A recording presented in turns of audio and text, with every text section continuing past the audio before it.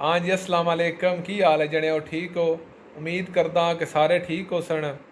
ते तुसी वेखदे हो पे अपना यूट्यूब चैनल दुनियादारी, ते मैं तुहाडा अपना भाई विकास। यार, कल ना होटल ते एक बंदा बड़ियां भड़का मार के प्या दा, या मुर्गा कढ़ाई लियावी एक।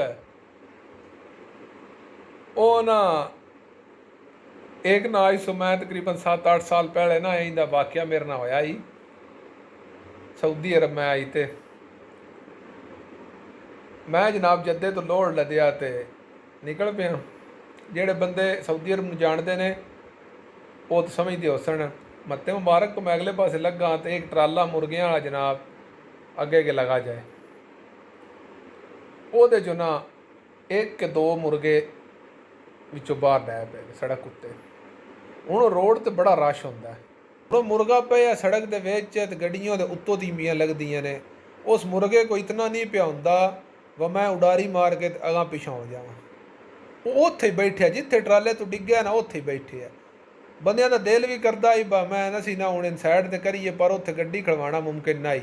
ਮੇਰਾ ਵੀ ਦਿਲ ਕੀਤਾ ਪਰ ਗੱਡੀ ਨਹੀਂ ਉੱਥੇ ਖਲੋ ਸਕੀ। ਮੈਂ ਹੀ ਫਿਰ ਇੱਕ ਟਾਇਰ ਇੱਦੇ ਕਰਕੇ ਉਹਦੇ ਤੋਂ ਲੱਗ ਗਿਆ। ਗੱਲ ਕਰਨੇ ਦਾ ਮਕਸਦ ਇਹ ਮੈਂ ਵੀ ਮੁਰਗਾ ਖਾਂਦਾ ਹੀ, ਲੇਕਿਨ ਉਦਣ ਦਾ 8 ਸਾਲ ਲੱਗ ਗਏ ਨੇ ਮੈਂ ਬਹਿ ਕੇ ਮੁਰਗੇ ਨਾਲ ਹੱਥ ਨਹੀਂ ਲਾਇਆ। ਜਾਤਕਾਂ ਦੀ ਮਾਂ ਵੀ ਆਖੇ ਦੀ ਵਾ ਜਦ ਤੱਕ ਇਤਨੇ ਦਿਹਾੜੇ ਹੋ ਗਏ ਨੇ ਗੋਸ਼ਤ ਕਰਦੇ ਨੇ ਤੇ ਤੂੰ ਕੰਜੂਸ ਹੀ ਬਾਹਲਾ ਹੋ ਗਿਆ, ਗੋਸ਼ਤ ਲੈ ਆ। ਉਹ ਹੁਣ ਮਸਕੀਨ ਦੂਜਾ ਤਾਂ ਲਿਆ ਨਹੀਂ ਸਕਦਾ ਤੇ ਉਹ ਲੈ ਵੇਦਾ ਮੁਰਗੇ ਦਾ ਚਾਹ ਕੇ। ਉਹ ਇਹ ਗਰੀਬ ਦੇ ਪੈਸੇ ਵੀ ਲੱਗ ਗਏ ਤੇ ਇੱਕ ਆਪਣੇ ਜਾਤਕਾਂ ਦਾ ਨੁਕਸਾਨ ਵੀ ਕੀਤਾ। ਖੁਦਾ ਰਾ ਮੇਰੀਆਂ ਮਾਵਾਂ ਭੈਣਾਂ ਜਿਹੜੀਆਂ ਵੀਡੀਓ ਵੇਖਦੀਆਂ ਪਈਆਂ, ਇਸ ਫਾਰਮੀ ਮੁਰਗੇ ਤੋਂ ਰਹਿ ਜਾਓ। ਇਹ ਵਲੈਤੀ ਮੁਰਗਾ ਖਾਣੇ ਨਾਲੋਂ ਮਹੀਨੇ ਵਿੱਚ ਇੱਕ ਵਾਰੀ ਦੇਸੀ ਮੁਰਗਾ ਖਾ ਲੈਣਾ ਚੰਗਾ ਹੈ, ਨਹੀਂ ਤੇ ਵਲੈਤੀ ਨਾਲੋਂ ਦਾਲ ਤੇ ਸਬਜ਼ੀ ਚੰਗੀ ਹੈ। ਇਹ ਵਲੈਤੀ ਮੁਰਗੇ ਦਾ ਇੱਕ ਨੁਕਸਾਨ ਹੈ ਬਾ ਤੁਹਾਡੇ ਬੱਚੇ ਉਮਰ ਤੋਂ ਪਹਿਲਾਂ ਬਾਲਗ ਹੁੰਦੇ ਨੇ ਪਏ, ਤੁਸੀਂ ਅੱਜ 8-10 ਸਾਲ ਦੇ ਬੱਚੇ ਤੋਂ ਪੁੱਛ ਲਵਿਆ ਉਹ ਤੁਹਾਨੂੰ ਸਾਰਾ ਸਬਕ ਸੁਣਾਏਗਾ। ਤੇ ਸਾਰੇ ਇਸ ਮੁਰਗੇ ਦੇ ਕਮਾਲ ਨੇ। ਬਾਕੀ ਜੇ ਵੀਡੀਓ ਚੰਗੀ ਲੱਗੇ ਤੇ ਲਾਈਕ ਤੇ ਸਬਸਕ੍ਰਾਈਬ ਕਰ ਲਵਿਆ, ਨਾ ਚੰਗੀ ਲੱਗੇ ਤੇ ਗਾਲ ਨਹੀਂ ਕੱਢਣੀ, ਕਿਉਂਕਿ ਮੈਂ ਵਾਪਸ ਰਿਪਲਾਈ ਕੋ ਨਹੀਂ ਕਰਨਾ ਗਾਲ ਦਾ।